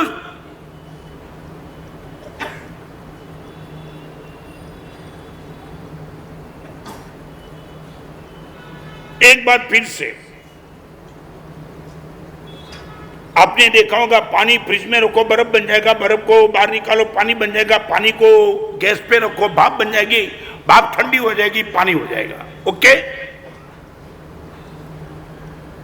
इस परिवर्तन को साइंस की भाषा में फिजिकल चेंज कहते हैं। पानी का बर्फ, बर्फ का पानी, पानी की भाप, भाप का पानी, पानी के पानी का बर्फ, बर्फ पानी भाप, ये बदलता रहेगा, ये इनको फिजिकल चेंज कहते हैं। और दूध में जामुन डालो, दही, आप दही को 1 दिन 2 दिन 5 दिन रखो, दही होगा, रिवर्स में दूध नहीं होगा। आगे यदि आगे चलो मक्खन बन सकता है, मक्खन के बाद वो घी बन सकता है, नो रिवर्स, बराबर है। माने दूध दही में गया, दही में से मक्खन में गया, मक्खन में से घी में गया, इनको बोलते हैं केमिकल चेंज। एक है फिजिकल चेंज, नंबर 2 है केमिकल। ओके, आप घर से प्रवचन में आए, आर्य प्रवचन सुनते सुनते आपके मन में भाव टॉप पे चले, पानी फ्रिज में आया, बर्फ बना, और अभी घर पे गए और फिर यदि आपका मन वही बन गया, तो ये है फिजिकल चेंज। समझे मैं क्या कहना चाहता हूं? घर से यहां आए तो आपका मन का भाव बदल गया, कोई दम नहीं कर दो पक्का, आपके मन में आता है माना साहब क्या क्या कर डालू, क्या क्या कर डालू, अब से जीवन को बदलना है। मगर वो वहां तक जैसे ही तुम घर पे गए तुम्हारा मन बदलता चला और वही स्थिति पे तुम पहुंच गए, इनको बोलते हैं फिजिकल चेंज। और यहां आने के बाद तुम्हारा मन जो था वही मन को तुम पकड़ के बैठे, नहीं अभी चेंज पक्का है, और इनको बोलते हैं केमिकल चेंज। और एक बात मैं बताऊं, आपका मन का फिजिकल चेंज आता है, वो ताकत तुम्हारी नहीं, वो ताकत मेरी है। मैं आपके मन को बदल देता हूं मेरे सामने, मगर घर पे जाकर के भी आपका मन वैसा ही बनता रहता है, वो ताकत मेरी नहीं है, वो ताकत तुम्हारी खुद की है। मैं आपको पूछना चाहता हूं, सच बोलो, प्रवचन के माध्यम से तुम क्या चाहते हो, फिजिकल चेंज की केमिकल चेंज?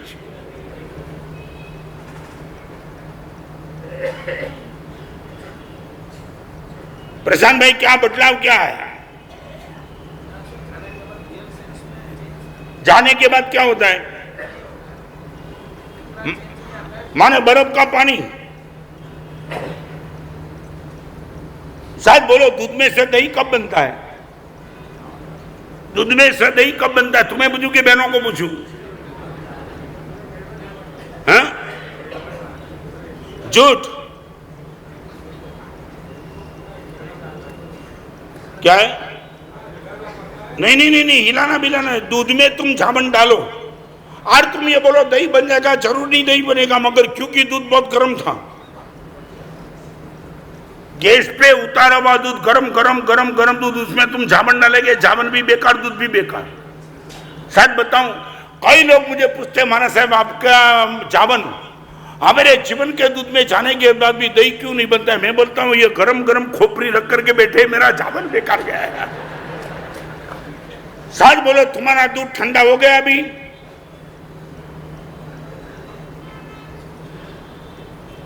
नंबर 1, शरीर पर प्रेम, स्वास्थ्य अच्छा, मन पर प्रेम, स्ट्रेस मुक्त मन, आत्मा पर प्रेम, साफ करने की ताकत, और सारे जगत के जीवों पर मेरा प्रेम है। आप पर मेरा प्रेम, मेरे शिष्य पर मेरा प्रेम, सारी दुनिया के जीवों पर मेरा प्रेम है, इनकी प्रतिनिधि करना है। 2 नंबर 4, उनको माफ करने की ताकत। खुद को साफ करो, वो आत्मा पर प्रेम, सामने वाले को माफ करो, उन पर तुम्हारा प्रेम। चलो मैं आपको पूछना चाहता हूं, माफ करने की ताकत आपके दुश्मन को आपके पास है क्या? मान लिया किसी ने पेमेंट डुबाया है, मान लिया किसी ने समाज के बीच में तुमने बेइज्जत कर दिया है, माफ करने की ताकत, वो इन पर तुम्हारा प्रेम पक्का। साफ करते चलो खुद को और माफ करते चलो सामने वाले को। शायद बोलो ये ताकत लेकर के बैठो, माफ करने की ताकत। क्या है? वैसा ही रहेगा, कोई दिक्कत नहीं है, तुम बदल जाएंगे। आप ये समझो माफ करने से सामने वाला बदलता है नहीं बदलता है, मगर तुम बदल जाते हो। मेरे प्रवचन से तुम बदले कि नहीं बदले मुझे मालूम नहीं, मगर मैं रोज बदल रहा हूं।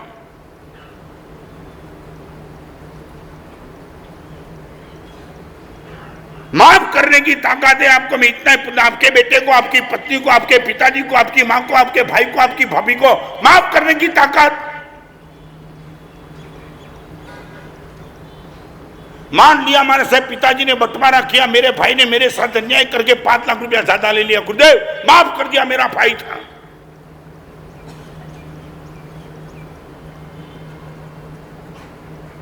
चलो इतना तो बोलो, माफ करने की ताकत साफ खुद को करना है, माफ सामने वाले को करना है।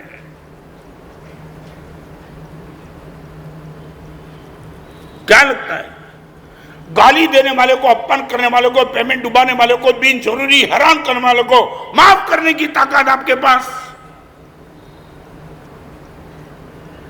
सास बहू को माफ कर सकते, देरानी जेठानी को, देवर भाभी को माफ करते, परिवार में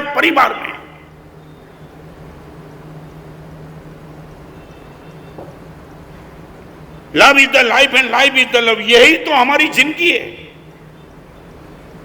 खामे में सब्बा जीवे सब्बे जीवा खमंत में, यही भगवान का सिद्धांत।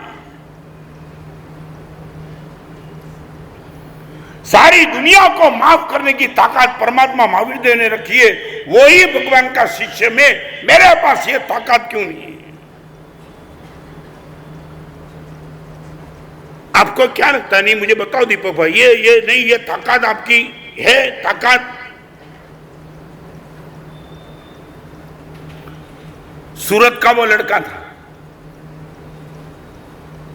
महाराज साहब, मेरी फैक्ट्री में करीबन 70,000 रुपया, महाराज साहब जिनकी सैलरी 5,000 रुपया दी, वो 70,000 रुपया मेरे पास ब्याज के लिए रखने के लिए आया, नौकर।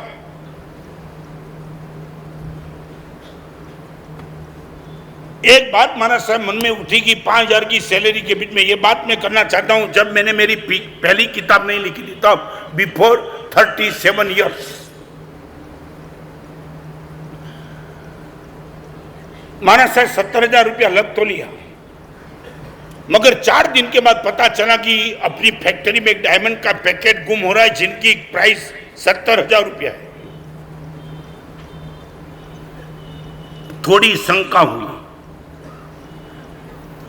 और मैनेजर को बता दिया कि कुछ करना नहीं है, मगर जान लेगी यही आदमी है कि जिसने, और वो पक्का हो गया यही आदमी। महाराज साहब उनको कैबिन में बुलाया।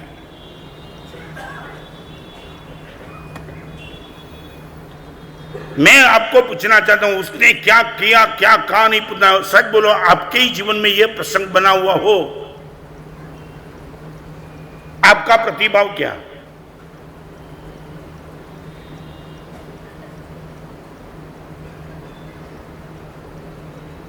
शायद हाँ? नौकरी से, ओके, ज्यादा कुछ नहीं। हाँ, 70,000 उनको दे दो कि ले लो?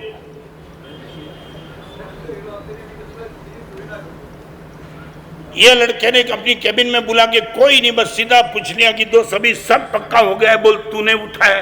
और उसने बोला मैंने उठाया। एक पूछना चाहता हूं, तूने ये 70,000 की चोरी क्यों की, करने का काम क्यों बना? और उसने बोला जी ढंग से महंगा ये परिवार के सदस्य 5,000 की सैलरी में मेरा पूरा नहीं होता था, और इसलिए मैंने 70,000 की चोरी डायमंड के पैकेट की कर दी। ओके, अभी मैं तुझे पूछना चाहता हूं, मेरी दृष्टि से नहीं, तेरी दृष्टि से कितने रुपए की सैलरी होती तो तू चोरी नहीं करता? समझे? और उसने बोला 9,000 रुपया होते तो मैं निश्चित तौर से चोरी नहीं करता। ओके, कल से तेरी सैलरी 9,000 की पक्की। 70,000 रुपया जो तूने उठाया है वो तेरे पास ही रखना। कल से 9,000 की सैलरी तेरी पक्की। और एक आगे की बात, आने वाले दिनों में महंगाई बढ़ेगी और तुझे कल ये लगे कि 9,000 की सैलरी कम है और फिर भी कोई डायमंड का पैकेट उठाने का मन हो, और वो टाइम तुझे लगे कि 11,000 की सैलरी होती तो मैं निश्चित चोरी नहीं करता, तो मैं एक काम कहता हूं, तू जितनी सैलरी में चोरी नहीं करेगा वो सैलरी जिंदगी भर के लिए तेरी पक्की, मगर कल से चोरी मत करना। गुरुदेव तार तार वो नौकर होने लगा। मैं आपको पूछना चाहता हूं, सच बोलो, ये एटीट्यूड आपके पास हो सकता है क्या? साफ करो और माफ करो।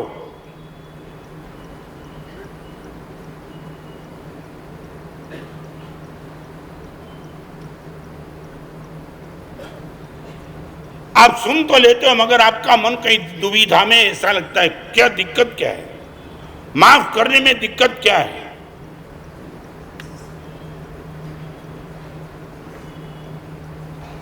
चलो आगे 5वें नंबर की बात। इसी प्रवचन की समाप्ति के बाद आपका चप्पल चोरने वाला यदि पकड़ा जाए, चप्पल कम से कम भेंट दे देंगे।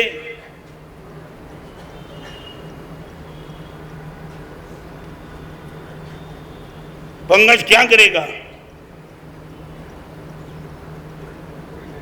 क्या है? नहीं, उनको भेंट दे देंगे ना। नहीं, वो लेके गया, वो किसी ने पकड़ के तेरे सामने आकर के खड़ा कर दिया, फिर क्या? यही है। और वो बोलेगा मैं नहीं उठाया था, फिर क्या? तिलक करके भेंट है?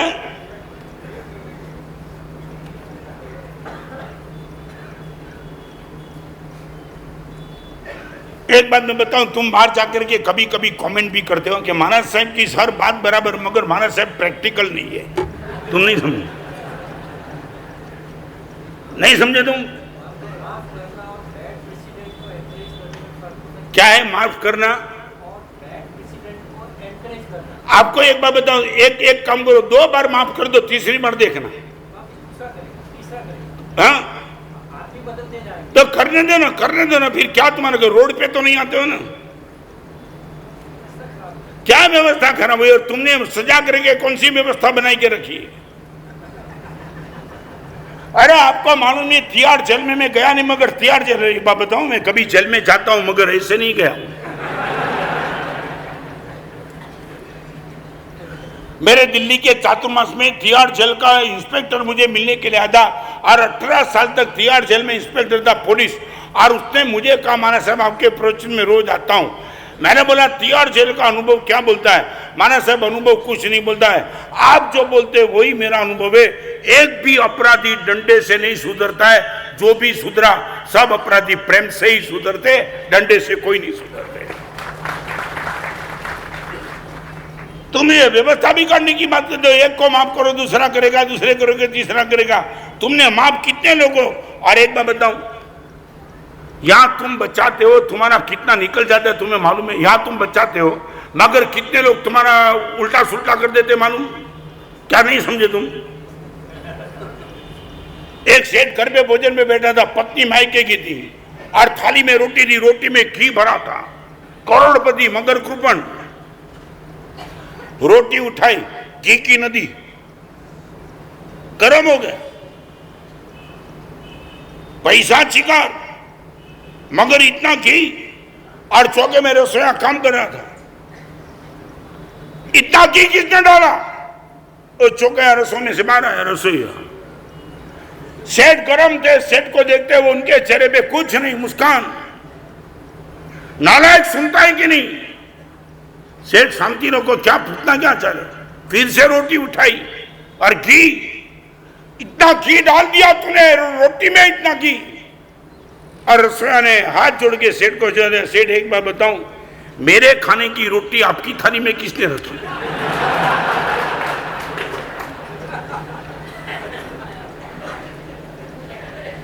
सेठ बेचारा घिस घिस के खाता था, ये चबल चबल के खाता था। हाँ तुम्हारा बहुत कुछ लोग खाते, और तुम्हें बताऊं, मुझे मालूम नहीं फिर भी बताऊं, तुम्हारा 2 नंबर का पैसा हो ना, अनुभव नहीं है, फिर भी तुमको देख के बताऊं, 2 नंबर का पैसा करोड़ का उल्टा सुल्टा करते हो और अंदर आया वो, और उनके साथ तुम मैनेज करते हो। मैनेज समझे ना, बोलू कि क्लियर समझ गए? हाँ, सेटिंग, हाँ बराबर है, कोई विरोध नहीं। मैं जो कहना चाहता हूं वो सुन लो। सेटिंग करते हो और मेरे जैसा कभी आपको पूछता है और आप मेरे से खुले हो ना, तो मुझे क्या बोलते हो, महाराज साहब बहुत सस्ते में हो गया। और बताऊं, उनको 25 लाख रुपया देने के बाद तुम मुझे बोलते हो महाराज साहब बहुत सस्ते में हो गया, और यहाँ संघ का कोई चंदा इकट्ठा होता है, वहां 2 लाख देने की बात होती है, महाराज साहब बहुत भारी पड़ता है। वो बदमाश को 25 लाख सस्ते में और यहाँ 2 लाख के लिए तुम बहानाबाजी करते हो, यही तुम्हारी औकात है। सस्ते में 25 लाख देने के बाद तुम ये खुश, सातों व्यसन के पूरे उनको 25 लाख देने के बाद चेहरे के मुस्कान, महाराज साहब बहुत सस्ते में गया। और धर्म के क्षेत्र में रुपया खरीदने की बात आती है, मेरे मन का भाव नहीं है, फोर्स मत करना मुझे।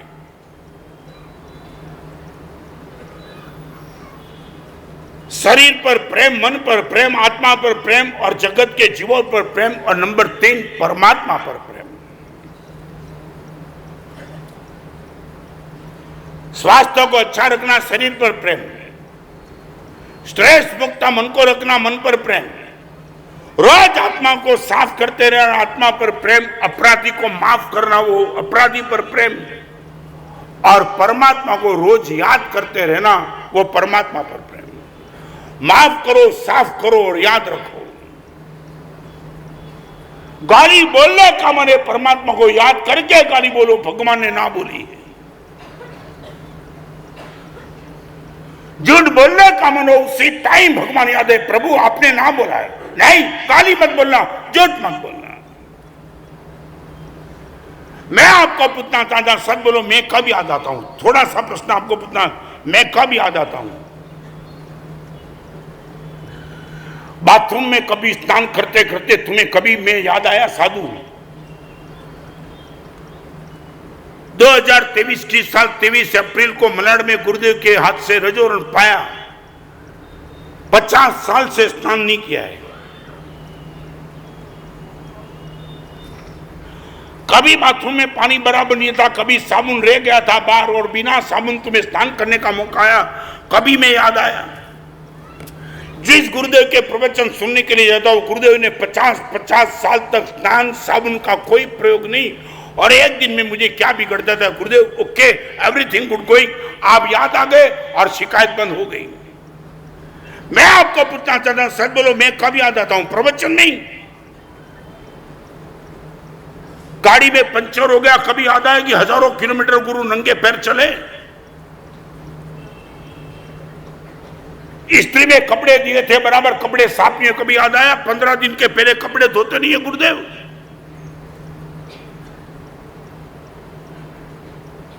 बाल तुम्हारा बराबर नहीं था, दर्पण गुम हो था, कभी याद आया कि जिंदगी में कभी गुरुदेव ने दर्पण में देखा नहीं? जानबूझ करके दर्पण में देखना वो मुनि के लिए प्रायश्चित है। आप मुझे बोलो कब मैं याद आता हूं आपको? गाली बोलने के पहले, क्रोध करने के पहले, लड़की के सामने देखने के पहले याद आया गुरुदेव? इंदौर का सिंधी लड़का है जिनका नाम है संदीपन। सिंधी लड़का इंदौर का संदीपन, इनका नाम 4 महीना प्रवचन में आया, और बिहार का समय था, वो संदीपन पद्म सुंदर सूरी के पास गया। महाराज साहब एक विनती करना चाहता हूं, एक गुरुदेव का फोटो चाहिए मुझे। और पद्म सुंदर ने मेरे जो भी फोटो थे वो उसने फोटो दिए नहीं, महाराज साहब इसमें से एक भी फोटो नहीं चलेगा। हर फोटो स्माइल वाले थे, चेहरे के मुस्कान वाले। वो सिंधी लड़के ने ना बोल दिया गुरुदेव का ये फोटो नहीं चलेगा, पद्म सुंदर बोला फिर कौन सा फोटो चाहिए? क्रोध करने वाली गुरुदेव की मुद्रा वाला फोटो चाहिए। क्रोध, चेहरे पे तनाव, आंख में गर्मी, ऐसा यदि कोई फोटो है तो मुझे चाहिए। और इंदौर की शिविर में कभी ऐसा प्रसंग आया होगा कि मैं गर्म हो गया, किसी ने फोटो निकाला, वो फोटो बड़ी मुश्किल से मिला, यही फोटो चाहिए। पद्म सुंदर मेरे पास लेके आया, संदीपन को मैंने बोला संदीपन ये फोटो तो कोई किसी को दिखा तो रिजेक्ट कर देगा, ये क्रोध वाला फोटो गुरुदेव का नहीं चाहिए, स्माइल वाला चाहिए। यही फोटो लेने के लिए राज क्या है महाराज साहब, आप हमको सज्जन मत मानो महाराज साहब, आपके जाने के बाद हजारों महाराज साहब प्रलोभन आएंगे, हम गलत रास्ते पे जा सकते हैं। आपका फोटो महाराज साहब क्रोध वाला इसलिए लगा है, बहुत बड़ा करके रखूंगा अपनी ड्राइंग रूम में सबसे पहले। और महाराज साहब मेरे मन की एक ही उम्मीद है, ऐसा फोटो रखने के बाद कि कुछ भी गलत कार्य करने का मन होगा, आपका फोटो ये गर्मी से बोलेगा संदीपन मेरे 4 महीने प्रवचन सुनने का मन, यह बदमाशी महाराज साहब रोज आपका क्रोध वाला फोटो दिखाई पड़ेगा और अपने आप से मैं बचा पाऊंगा। अभी वो मुझे नागपुर मिलने के लिए आया था, महाराज साहब आपके क्रोध वाले फोटो ने कमाल कर दिए, कोई भी गलत कार्य ऐसा नहीं किया जो आप नहीं चाहते थे। ये बात चाहते हो, ये परिवर्तन चाहते हो तुम। मैं आपको अपना सच बोलो, मैं कब याद आता हूं, कब चलो 8:30 बज गए प्रवचन में, चलो वो याद की बात नहीं करना चाहता हूं, संसार में कब याद आता हूं आपको। 1 मिनट में अपने गुरुदेव को भूल नहीं सकता हूं। मेरे साधु के साथ बात करता तो मेरी बात नहीं करना चाहता, मैं उनको ये कहता हूं कि गुरुदेव हमें ये कह के गए थे। चाहे साधु के सामने वाचना करता हूं, गुरुदेव भुवन मानुष मैंने ये संस्कार दिए थे, मैं भूल ही नहीं सकता हूं। और मैं आपको इतना ही कहना चाहता हूं, आपको बाजार में मैं याद आ जाऊं, भोजन करते वक्त में आपको याद आ जाऊं, बाथरूम में और संडास में आपको याद आ जाऊं, मान लिया कि तुमने प्रवचन को सचमुच सफल करने का प्रयास शुरू कर दिया है। यहां आ जाऊं याद, वो प्रवचन की सफलता नहीं, बाजार में मंदिर में कुछ भी गलत करने के पहले मैं याद आ जाऊं, ना बुलाए गुरुदेव ने, अब नहीं करेंगे। माफ करो, साफ करो और याद करो। महाराज साहब खुद को साफ करने का प्रयास आज से शुरू, चाहे वो 1 सेंटीमीटर जितना होगा, मगर महाराज साहब 100% साफ करेंगे। माफ करने का प्रयास, गुरुदेव पिताजी को, मां को, पत्नी को और बेटे को तो कम से कम माफ कर दूंगा, वहां तो क्रोध नहीं करूंगा। बहुत बड़ी उम्मीद लेकर के आपके सामने बैठता हूं। संडे के दिन हजारों की संख्या में प्रवचन सुनने के लिए पागल बन के आना कोई मामूली बात नहीं है। सचमुच अंदर में कुछ न कुछ तो भाव है कि कुछ बदलने का प्रयास करना है। कहां से बदलने की शुरुआत करनी शायद आपको पता नहीं है। अलग अलग एंगल आपके सामने में रख के बताता हूं। शरीर को व्यसन मुक्त रखो, मन को संक्लेश मुक्त रखो, आत्मा को कषाय मुक्त रखो, जगत के जीवों के प्रति गलत स्मृति स्टोरेज मत करो। मोबाइल में 3 व्यवस्था होती है ना, फॉरवर्ड, सेव एंड डिलीट। मेरा प्रवचन सेव मन के मोबाइल में पक्का, 4 दिन के बाद प्रवचन पूछूंगा बिल्कुल याद।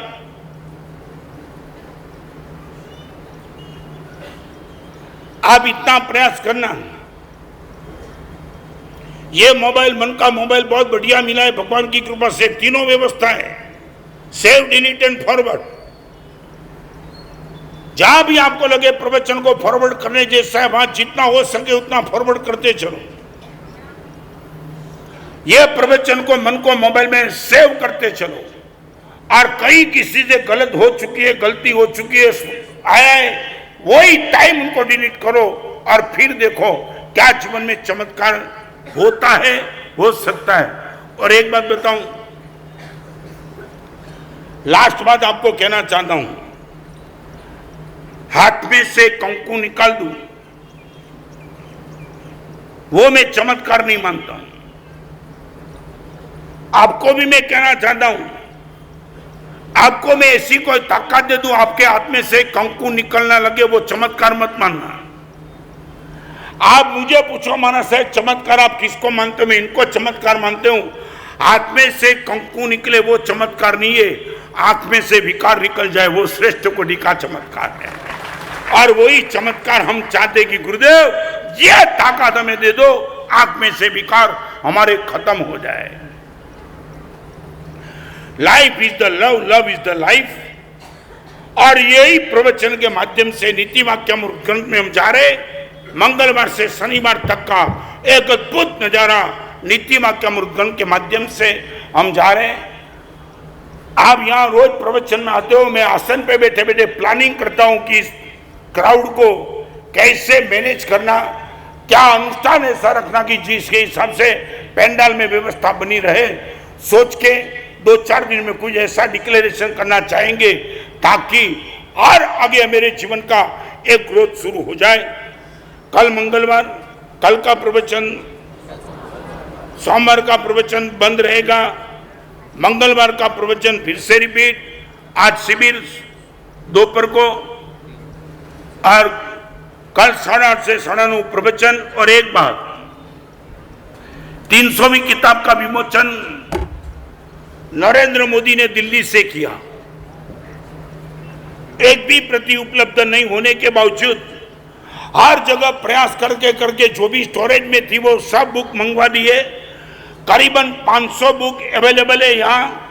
आज मारू भारत सारू भारत, नरेंद्र मोदी ने जिसकी बुक का विमोचन कॉन्फ्रेंस से दिल्ली से किया, वो ही बुक लास्ट को भी आपके पास आ रही है।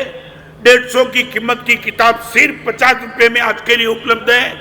आप लेना चाहो ले सकेंगे। सोल पावर की देशना ये 600 की 300 में, और गच्छाधिपति के जीवन की किताब वो भी 150 की 50 में बाहर से उपलब्ध होगी। मैं चाहता हूं आपके लिए, आपके मित्रों के लिए, सभी के लिए गिफ्ट आइटम टॉप है, जितना हो सके उतना लेने का प्रयास करना। 1 मिनट प्रश्न। और अगले सोमवार को 7 दिन के 10 दिन के प्रवचन की क्रिकेट की क्विज होने वाली, अद्भुत 11 की टीम, ऐसी 20 टीम बनाने का प्रयास है। करीबन 10 से 11 टीम बन चुकी है, 9 टीम बाकी है। भाइयों बहनों जिसको भी रस है, मंगलवार को उनका और भी क्लैरिफिकेशन होगा, और आपका नाम जितना हो सके उतना जल्दी लिखा देना। 1 मिनट। जेलसी किसके जैसी है? मैंने जेलसी की बात की थी, और वो किसके जैसी है? हाँ बोलो, खड़े होकर के। ओके, जेलसी मोमबत्ती जैसी है, जिन पर प्रकाश होता है वस्तु कम नहीं होती है, मगर मोमबत्ती रोज छोटी होती चलती है।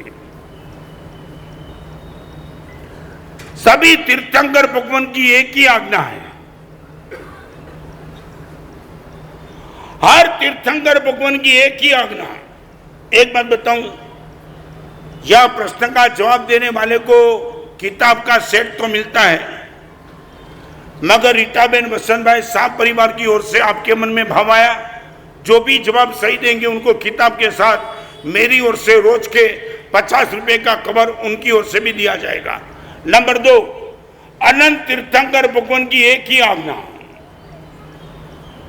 हाँ बोलो बहन, हाँ बोलो। ओके, आपके मन को स्फटी जैसा निर्मल रखो, वही तीर्थंकर भगवान की आज्ञा। मन को स्ट्रेस मुक्त रखने के लिए 2 प्रकार का तरीका, आप उनसे मुक्त हो जाओ, मन स्ट्रेस से मुक्त हो जाएगा।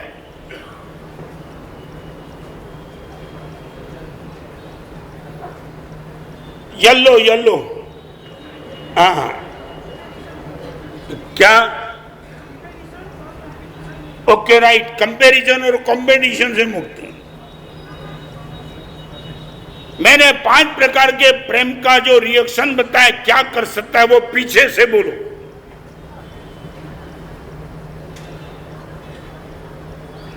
पांच बताए ने, शरीर, मन, आत्मा, जीव और परमात्मा। ये तीनों पर मेरा प्रेम है, वो जानने के लिए पीछे से बोलो क्या क्या हो सकता है।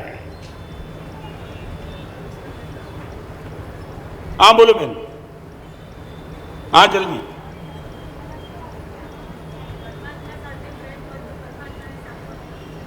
हाँ सामे नहीं, हूँ पर्टिक्युलर शब्द बोल्यो छू। हाँ बोल, नहीं सीधा बोल, परमात्मा के साथ प्यार है तो क्या होता है। हाँ बोल,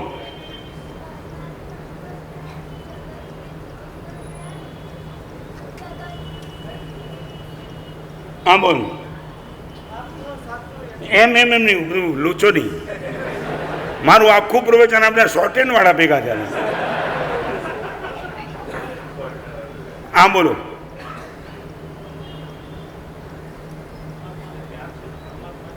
બરાબર, પરમાત્માને યાદ રાખો, માફ કરો,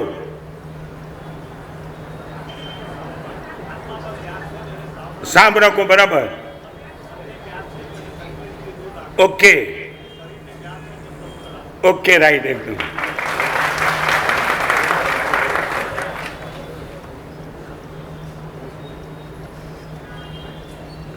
आज मैंने जिस लड़के का गुटखा के नाम से एग्जाम्पल दिया था वो किस हॉस्पिटल में था।